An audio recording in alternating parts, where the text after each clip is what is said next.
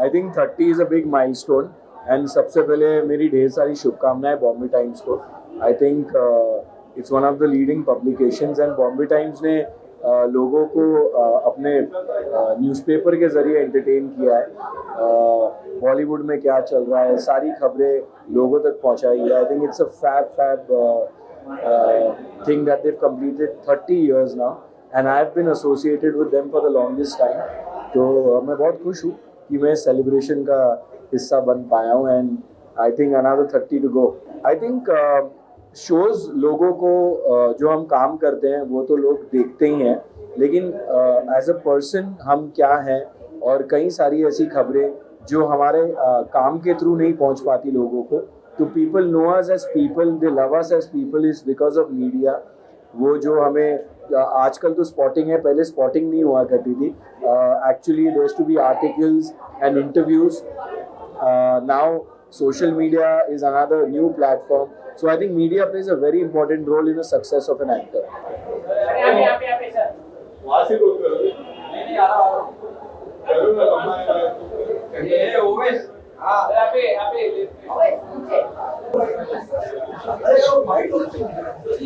यहाँ पे नीचे थोड़ा सा आगे बराबर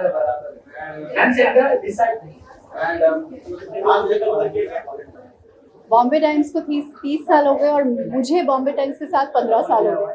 तो मुझे याद है कि जब मैंने अपनी जर्नी शुरू की थी इस इंडस्ट्री में तो मेरा पहला आर्टिकल निकला था, बॉम्बे टाइम्स ने अनाउंस किया था कि I am joining this project. तो it's a very long journey, बहुत पुराना रिश्ता है हमारा बॉम्बे टाइम्स के साथ।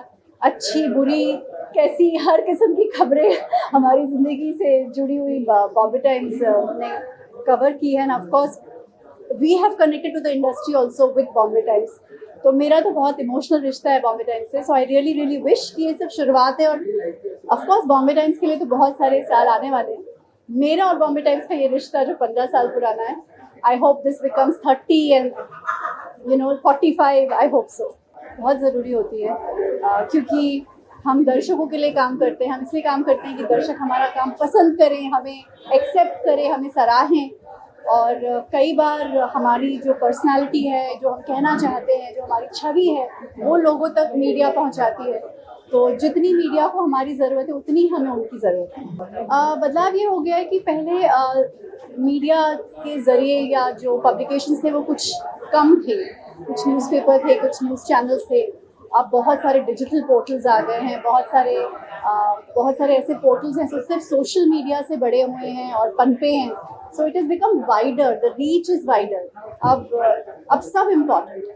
It's more democratic now even in media. मैं जब याद है मुझे जब मैं होस्ट कर रही थी डांस इंडिया रन्स रूम में होस्ट करती थी, तो सब लोगों को लगता था अब आप होस्ट कर रहे हो, आप होस्ट ही बन के रह जाओगे, अब आप कभी एक्टिंग नहीं कर पाओगे। फिर वो भी हो गया। फिर मेरी शुरुआत जब भी मेरे से फिल्म से हुई थी तो तब मुझसे मीडिया ने कहा था कि आपने ना छोटे रोल से शुरुआत किया है, हो सकता है इससे आपको फिर आप बड़ा कुछ ना कर पाओ।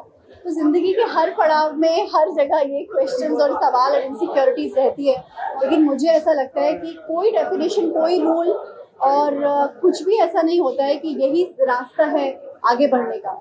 You never know, life is full of surprises. Thank you so much.